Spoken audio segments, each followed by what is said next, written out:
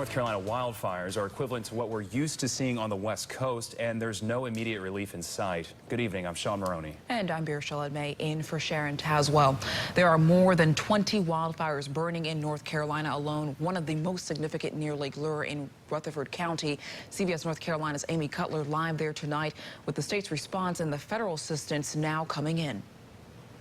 Rochelle, Sean, that's right. Authorities are confirming that this wildfire has burned nearly 3,500 acres. Now, from my vantage point, you can't see the flames here, but you can see that smoke. Officials confirming that is indeed coming from that wildfire.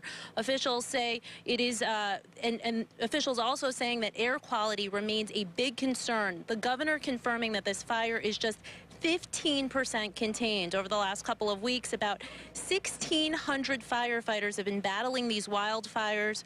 McCrory saying that he is working with local, state, and federal officials. He stressed that safety is their #1 priority. So far, these wildfires have threatened about 1,800 structures. The governor saying 2 of those structures have been destroyed, 1 of them damaged.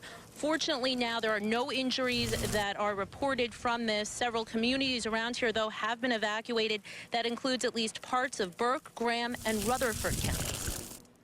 We have California wildfires in North Carolina, and they continue to cause serious challenges for our firefighter community, for some of our towns, including Lake Lure and Chimney Rock and Back Cave and many others.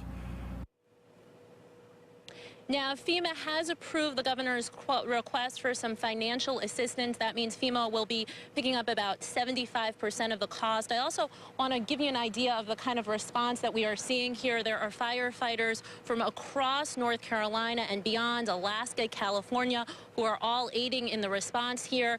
Now, we're going to try to catch up with some residents who have been evacuated, and we will have more for you coming up live at 5:30. For now, we are live in Lake Lure. I'm Amy Cutler, CBS North Carolina.